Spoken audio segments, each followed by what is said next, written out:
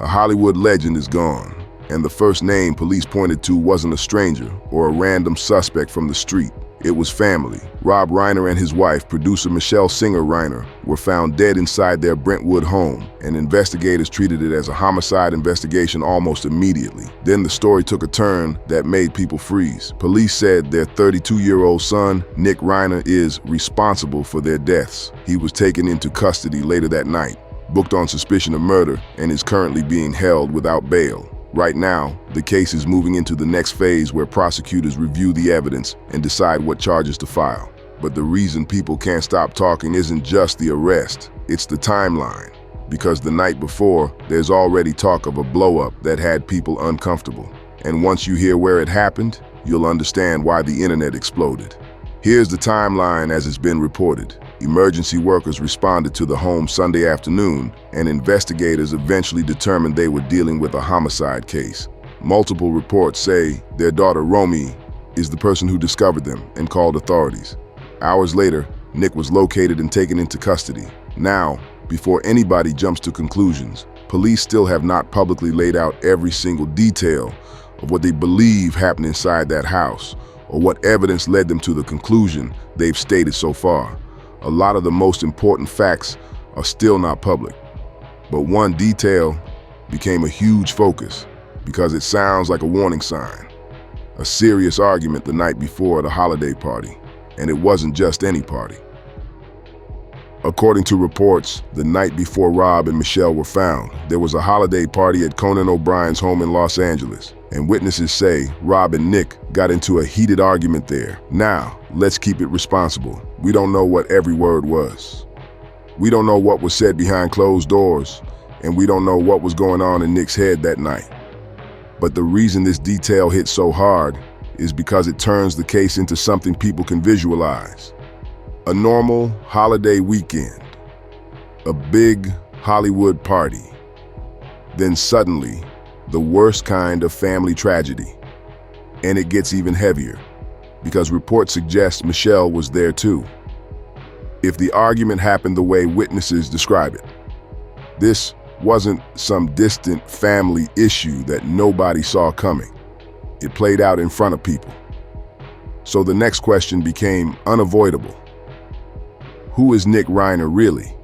And what has his life been like behind the scenes? As soon as Nick's name hit the news, people started pulling up old interviews and old articles, not because it proves anything, but because it shows there's been a public history of struggle.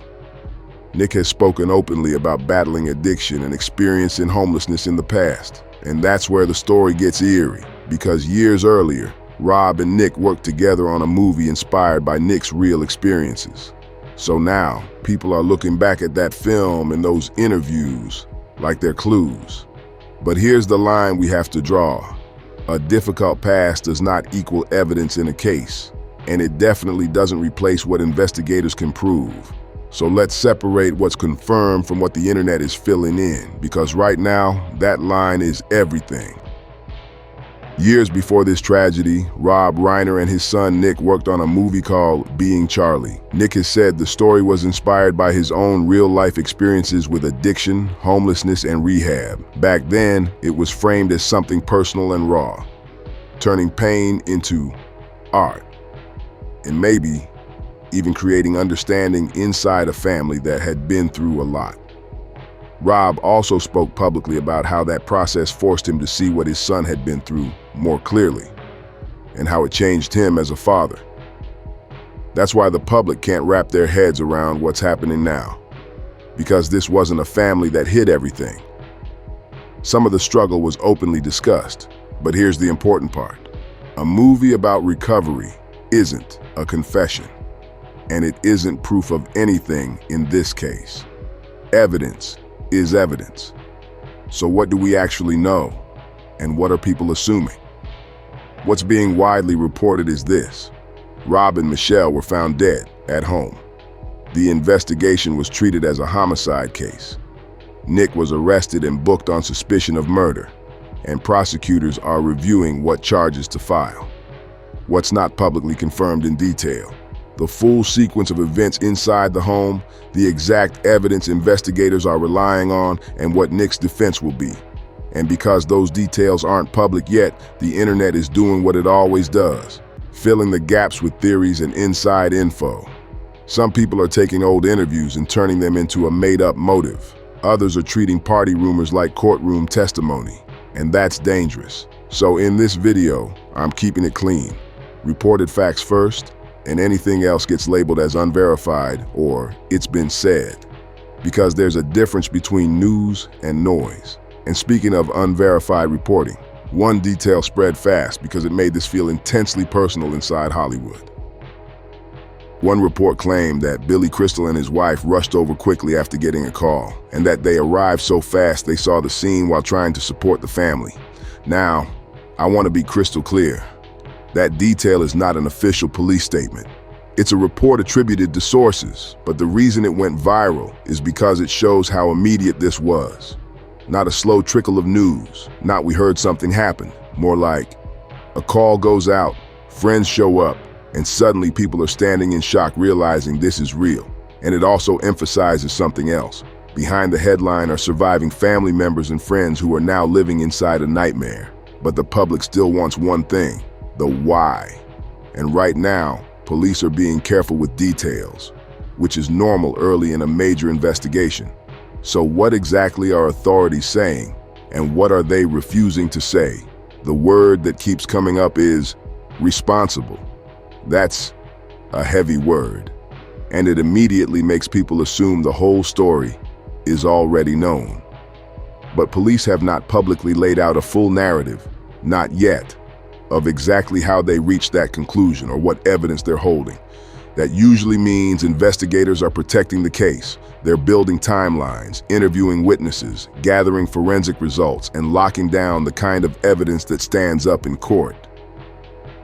And it also means the next big moment is the prosecutor review, because that's when we learn what charges are officially filed and what investigators believe they can prove. And if you're watching this thinking, how is this even possible? You're not alone, because when you step back and look at who Rob Reiner was, this ending feels unreal.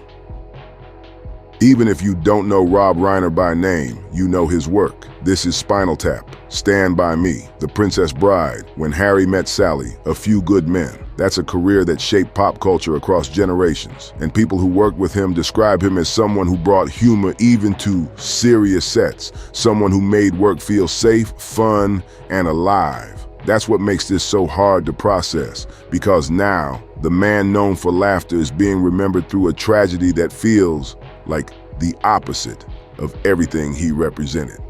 But then the story took another turn, because instead of letting the family grieve, it got pulled into politics almost instantly. After the news broke, a political message was posted about Rob Reiner that sparked backlash, and not just from the usual critics. Even multiple lawmakers who are usually on the same side publicly criticized the timing and tone, saying it was wrong to turn a family tragedy into a political moment. And whether viewers love politics or hate it, you already know what that does online. It pours gasoline on the algorithm. Now the story isn't just Hollywood director found dead, it becomes celebrity tragedy, plus family suspect, plus political firestorm. That combination spreads fast because different groups share it for different reasons. But viral doesn't mean informed. So here's the real question. What do we do with a story like this while it's still developing? From here, everything centers on what prosecutors decide to file and what details become public through official documents and court proceedings. Because once charges are filed, we'll likely learn more about the timeline, what investigators believe happened, and what the defense claims. Until then, a lot of what you see online is speculation dressed up as certainty. So my advice while this unfolds, treat message board talk like entertainment, not evidence. If somebody says, trust me, that's not proof. And if we're being honest, there's also a deeper reason this story is hitting people so hard. Because behind the headlines, there are surviving family members living through the worst moment of their lives. And that brings us to the hardest part. People naturally ask, how could this happen? But the internet can turn that question into cruelty fast. People want a clean explanation because it makes the world feel safer. But real life rarely gives you a clean explanation. All we have right now is a developing case, a reported argument the night before, an arrest, and a public past that included struggles. That's enough to create questions, but not enough to convict anyone in the court of public opinion. So keep the balance. Stay informed, follow verified updates, and don't turn a tragedy into a sport. Because sooner than later, official paperwork is going to tell a story. And when it does, it may confirm what people fear, or it may reveal something nobody saw coming. Either way, the next chapter of this story will be written in court, not in comment sections. But the comment section is where I want to hear from you. How does a family with money, influence, and access to help end up here? That's not a cheap question. That's the reason this story is sticking to people's ribs, because it reminds you the most dangerous problems aren't always outside your house. Sometimes they're inside it, growing quietly over time. And when the public learns someone struggled, the internet immediately tries to make the story simple. But life isn't simple. Recovery isn't a straight line. Family relationships don't automatically heal just because someone gets better for a while. Pressure doesn't disappear just because a last name is famous. So as the legal process moves forward, pay attention to one thing: what the evidence says versus what people want to believe. Because those two don't always match. This case has all the elements that keep it alive online: a legendary name, a family suspect, a reported argument at a celebrity party, a shocking report involving a famous friend rushing over, and a political comment storm that turned it into a national fight. That's not drama. That's a recipe for non-stop updates. But my promise is simple. I'll keep it clean, factual, and updated when the official filings drop. Now let's close this the right way, with respect, but also with a question that'll make you think.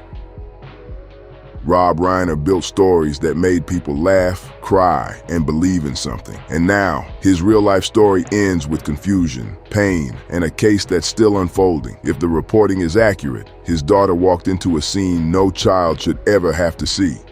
And if the allegations hold, then this wasn't just a crime. It was a family breaking in the worst possible way. So here's what I want to ask you, respectfully.